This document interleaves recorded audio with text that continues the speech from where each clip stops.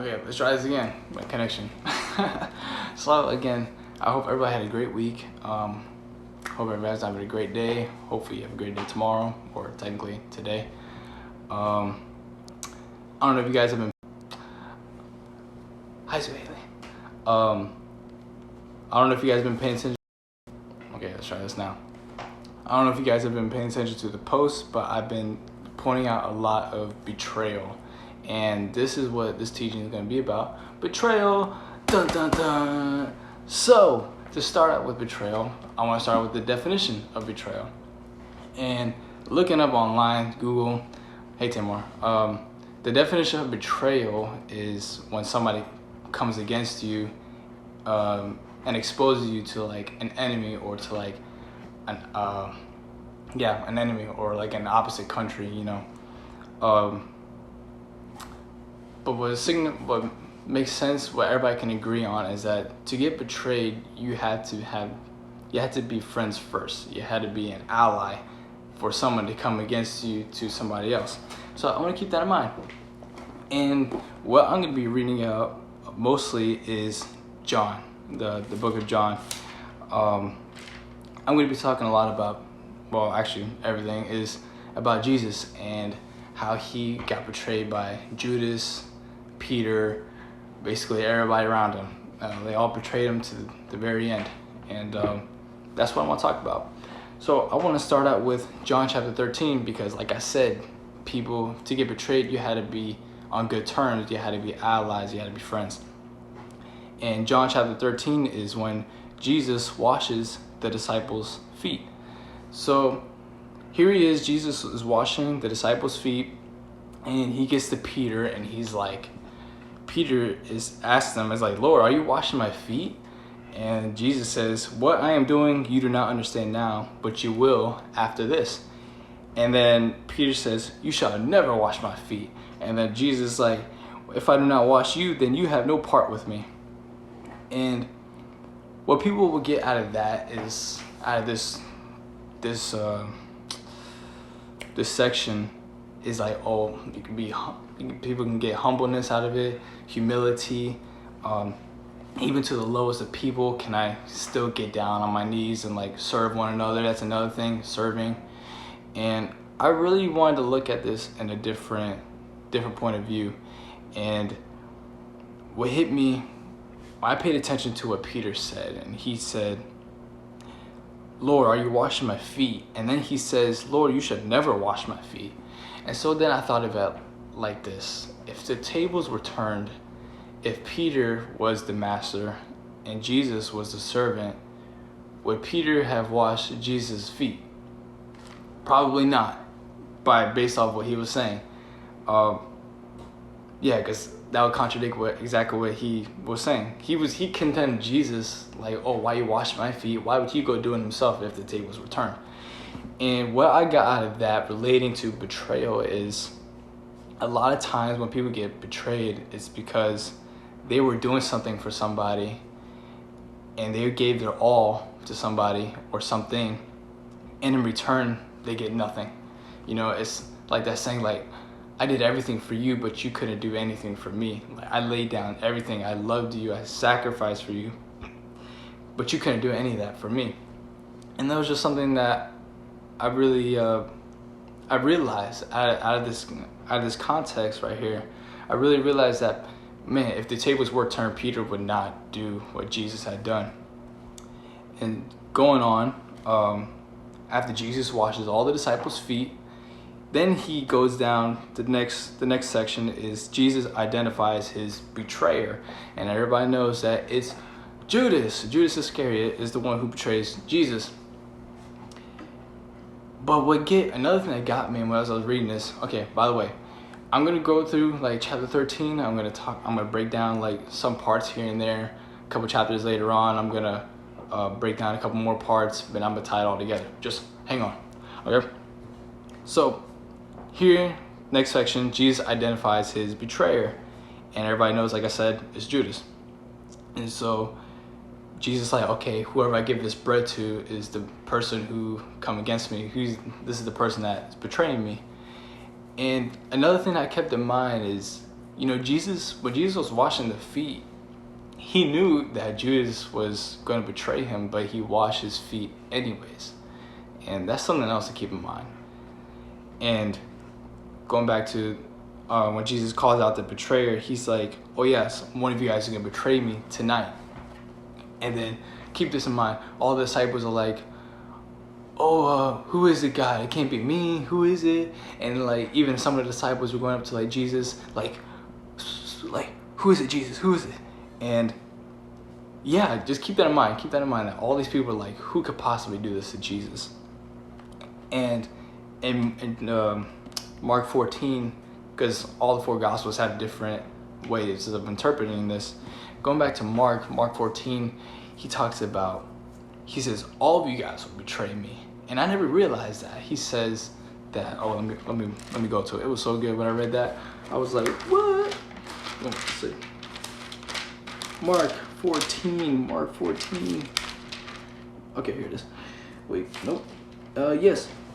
Mark 14, chapter 27, verse 27.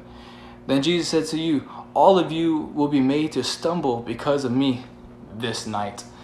For it is written, I will strike the shepherd and the sheep will be scattered. So, like I said, all of his disciples were like, oh, who could possibly do this? But then here's Jesus calling them out, and it's like, all of you guys are going to do it. He says, once I get struck down, all you guys are going to run. Right? So keep that in mind. Going on to the next section of chapter 13 of John is the new commandment. And this commandment is to love. In the end, in verse 35, he says, by this all will know that you are my disciples, because you have love for one another. So after he gets betrayed, after he washes his feet, then he identifies his betrayer, and the betrayer leaves. He says to Judas, whatever you do, go do it quickly, go. Or even betray me already, you know? That's funny. Sorry, maybe not funny. Anyways, he comes back to the table, and after Judas leaves, then that's when he gets intimate with his people. And just a side note right here, when that betrayer leaves, that's when Jesus becomes intimate with his disciples. And that's something to keep in mind. You know, a lot of times we may not realize, like, why did I get betrayed? Why did this person come against me? But once that person leaves, that's when God gets intimate with you. Because it said that Satan had entered into Judas. So when Satan had left the room, when the enemy leaves your life, whoever that is, whatever that person may be, whoever betrays you, once that person leaves, that's when God has you to himself. And this is when he ministers to you and pours out his love. And that's when he said, they will know you're my disciples because you have love for me. So fast forwarding, let's go to chapter 18. So this is when, because the next couple chapters after 13, that's when Jesus is getting intimate with his disciples. This is like the last couple hours he has with his disciples, his last words before he says goodbye, basically. He gives them his last mission. So fast forward to chapter 18, this is when they're in the Garden of Gethsemane. And remember, I said keep that in mind about what the disciples said. Like, oh, who did this? Who did that? Who could possibly betray you, basically? And the people come. Judas comes with all the guards, right? And they're all coming to betray Jesus, take him away to his death. And right when he gets picked up and taken away, it says in Mark, not in John, but it says in Mark that they all fled from him. And I never realized that. I never realized, like, wow, like, at first I thought it was just Judas and Peter that betrayed Jesus. But here he is, all the disciples are here. All the disciples run away from him. Because if you're not standing with me, you know, if you're not there during the hardest times, that is another form of betrayal. That's another form of deserting somebody and leaving them literally to his death. He didn't stay with him. So at this point, it's only Judas betrayed him. Now the disciples betrayed him. And remember, his own people, they're in... What's up, Josh? his own people, the Jews, Israel, is the one who's betraying Jesus. And so the only person who hasn't betrayed him by now is Peter, which he will, like in a couple verses later. But Peter's the only one who hasn't yet, because his mom, Jesus' mother, Mary, nowhere to be found. Nobody is around, okay? So literally everyone at this point, besides Peter, betrays him. So when Jesus gets led up to his death and he's getting led up to the crowd, Peter falls behind him and he follows him at a distance. And then this is when people come up to Peter and like, oh, like, you're one of his disciples, you're a Galilean, you sound like him. And this is when Peter denies him 3 times, and he says, no, I don't know this man, I don't know this man. It says he was even cursing. I never realized that. But yeah, he's like, yeah, I don't know this man. Like, okay, I don't know Jesus. So now at this point, finally, everybody's betrayed Jesus. Everybody has. And so as I read all that, I was like, okay, God, like, okay. Because something happened to me recently. So how I related to this was when I started one night, I've been going through some betrayal, right? And I was talking to a friend that night, and we both mentioned the word betrayed, okay? And I had been reading the Gospels that night, and the chapter that I was on was about Judas and Peter and all the betrayal that happened to Jesus. And I was just like, okay, like, what are we saying here? What are you saying here, God? And as I was reading this and I was studying it, I was like, okay, I see how you got betrayed. I see how I got betrayed. I see how everyone that you loved went against you, and I see how somebody that I care for went against me or kicked me to the curb. And, you know, it's one thing to recognize, like, okay, I'm betrayed. I know how I got betrayed. I know who betrayed me. It's one thing to learn that, but it's another thing to figure out what to do with it. And that's what I asked God. I was like, God, I see how you got betrayed. I see how these people, literally everyone, came against you. And in the crowd, people were punching Jesus. They were spitting on him. They were kicking him and blaspheming him. Everything. His own people. Peter leaves him. Like, his best friend leaves him. Judas leaves him. All his disciples flee from him. And like I said, it's one thing to recognize that you are betrayed. It's one thing to recognize who betrays you, but it's another thing to realize, to know what to do with it, right? What do we do with betrayal? And that was a big question. And obviously, after this, Jesus gets led on the cross and he's crucified. So obviously, we don't have like, Jesus doesn't tell you when he's alive, like, okay, do this, do that, you know? He dies. But the answer, I gotta keep reading, is in the Great Commission. When Jesus resurrects, he comes back down and he gives his instructions to the people. And the answer, what stood out to me the most, was in John chapter 20. And when Jesus comes down and he resurrects, right? Mary finds him. He tells Mary, go get the disciples, tell them that I'm coming, tell them that I'm alive, prepare the way for me, basically. And this is when Jesus finally comes and he reveals himself to his disciples. And this is when, because, I mean, it's crazy, like, Jesus, like, they saw him die on the cross, and now here he is coming back to life. Okay, so that's when he comes back and he's like, here's my hands, the holes in my hands, and he shows him his side where he got stabbed with the spear. And I'm gonna read a little bit of it because it was really interesting. It says, when he had said this, he showed them his hands and his side. Then the disciples were glad when they saw the Lord. And that's how they knew it was God. Like, okay, we only know one person who has a hole in his hand and a hole on his side. This has to be Jesus. So he says they were glad that it was the Lord. So Jesus said to them again, peace to you.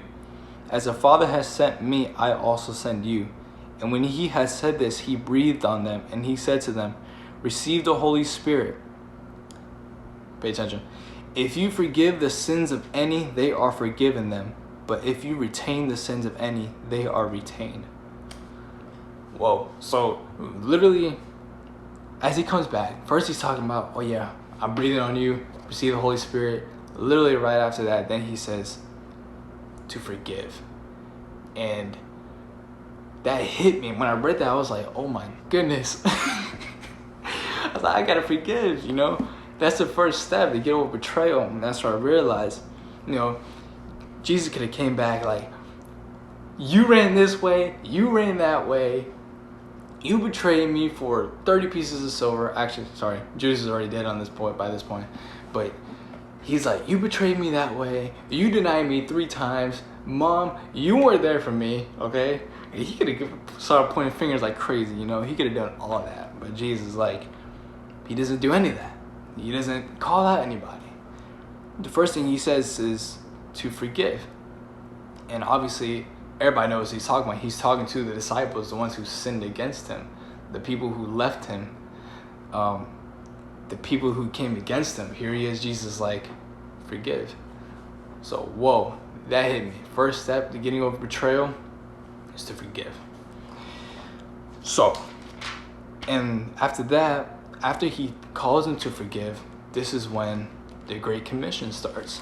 Because Jesus calls them to forgive before he calls them to go preach the gospel.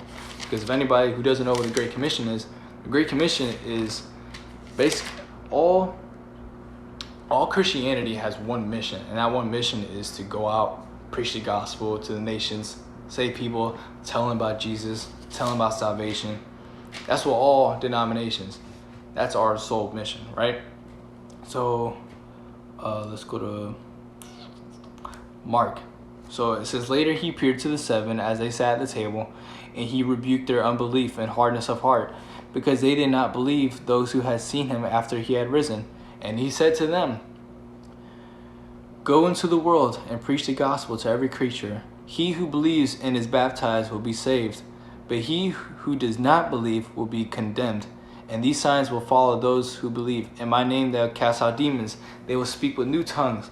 They will take up serpents, and if they drink anything deadly, it will by no means hurt them. They will lay hands on the sick, and they will recover. So after he calls them to forgive, there he tells them, okay, now go preach the gospel, right? And what I realize is, why would he call them to preach the gospel? Like, what is he trying to, like, show them? And to go out there and preach the gospel, you can't have hatred in your heart. When you go out there and minister to people, you cannot have bitterness. You cannot have you can't have resentment on your heart. Because if somebody betrays you and you're living with this anger and you're living with this hatred for this person, how can God use you to go preach the gospel?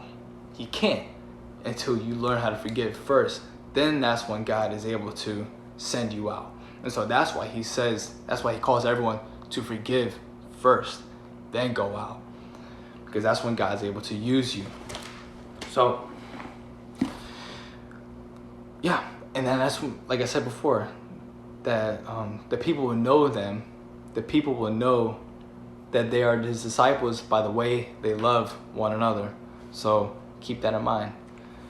And this is how you love, is by going out. Because if I didn't care about any of you guys right now, I would not be preaching right now.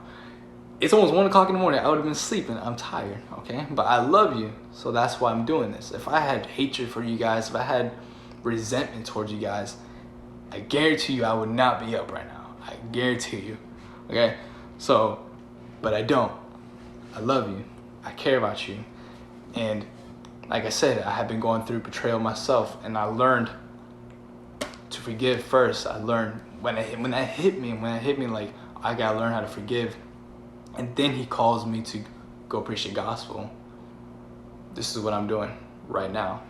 And there's a pastor, famous pastor, Pastor Rodney Howard-Browne.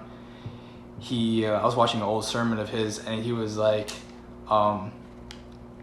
he's like, whenever like I'm depressed or like anything comes against me, he's like, I don't shut down and like go in my room and eat ice cream. He's like, I preach through it.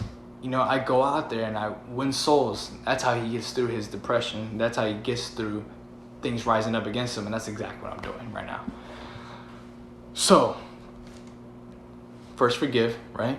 The second, preach the gospel, spread love. reach out to this person, reach out to other people. Don't use this betrayal as don't allow it to weigh down on you. Don't allow it to affect your mind. Allow God to use this betrayal and transform it into something lovely. Allow God to use it so he could teach you, and then you can go out and teach others. Because I'm not the only one who's got betrayed. You're not the only one who's got betrayed. Everyone has gotten some form of betrayal at one point in their life, okay? But it's what you do with it. That's what matters. Because anybody else can easily go have hatred in their heart. Anybody else can have bitterness. But like I said, what are you going to do with it? So that's part 2. That's section 2. And section 3, the third step, this is not for everybody. But this is in John chapter, it's the last chapter of John. John chapter 21. And I mentioned this in my first video. I talked about, yes, do something. Okay, anyways, John chapter 21. This is when, one of the sections is, in verse 15, is this when Jesus restores Peter. And Jesus goes up to Peter after, like I said, after Jesus resurrects and he comes back down on the earth and he roams and he talks to his disciples for the very, very last time. He goes to Peter, and this is the last time he's ever down here. He goes to Peter and he says, Simon, son of Jonah, do you love me more than these? Talking about breakfast, talking about food. And he's like, do you love me more than food? And obviously Peter's like, yes, you know that I love you, Lord. And then Jesus said to him, then feed my lambs. He said to him again a second time, Simon, son of Jonah, do you love me? And he said to him, yes, Lord, you know that I love you. And he said to him, tend my sheep. He said to him the third time, Simon, son of Jonah, do you love me? And Peter was grieved because he said it to him the third time. And he says, do you love me? And he said to him, Lord, you know all things. You know that I love you. And Jesus said to him, then feed my sheep. Like I said in the first video, keep in mind, Jesus asked him 3 times, do you love me? And what he did right there was give Peter a second chance. What he gave him was a shot at, he gave him an opportunity to redeem himself. And like I said, this is not for everybody, because there's many forms of betrayal. If you were like, let's just say if you were physically abused, maybe it's not wise for you to give this person a second chance and allow him back into your life. Maybe not. But like I said, be led by God, be led by the Lord of, okay, God, are you calling me to give this person a second chance? Because everybody receives second chances, and that's why Jesus died on the cross, so we could have a second chance. But obviously certain circumstances, you're not going to want to be with somebody that is abusive, something extreme like that. And that's another thing that I've done myself personally. Sometimes when somebody has done something mean to me or somebody has come against me, I ask God, help me to forgive and give them a second chance like you gave me a second chance. Because all of us have fallen short. All of us needed a second chance. All of us have sinned against somebody or against God. So the least we could do is do the same and allow God to use us to forgive others. But like I said, it's not for everybody, okay? And that's what really spoke to me. As I was going through this betrayal, I first learned how to forgive because, man, I was angry. I was like, man, how can this person do this to me? Like, after everything I've done, don't they realize how much sacrifice I've done? Don't they realize how many tears I've shed, how much work I've done just to get, I felt like I got spat on like Jesus did. And I felt so rejected. Like, man, I did all this for you and this is what I get. And I was angry and I had bitterness. And then that's when I read that chapter that day and I realized God's calling me to forgive. Because that's a command. You're not commanded to allow people back in your life. You're not commanded to do that, but you are commanded to forgive and to love, okay? So those are the top 2 things, is to forgive and love. And with that, that's when you're able to go out, preach the gospel. That's when you're able to fulfill the Great Commission and do what God has called you to do. And so yeah, keep that in mind. Whenever you're feeling betrayed, learn to forgive, learn to love, because you may have gotten betrayed and it could be bad for you, but we just read right here, literally everyone came against Jesus. Literally everyone was against him. From his closest friend Peter, to Judas, to all of his disciples, to the absence of his mother and Mary Magdalene, all of them gone. All of his people, everyone, he said, when he was being led to the cross, he said, why are you coming against me when all I've done is preach peacefully in the synagogue? Why are you coming against me? Why didn't you ask me all these things then? Why are you just bringing accusations against me now? I forgot where I was going with that. But he forgave them. Oh, yeah, okay, that's what I'm saying. Yeah, so literally everyone came against Jesus. Literally everyone. So, but he did it anyways. He forgave and he loved. And that's something that Judas missed out on, because obviously Judas hung himself. So he didn't have a shot at redemption. But Peter did, because obviously he stuck around. He didn't kill himself. But keep that in mind. Forgive, love, because what did we just read?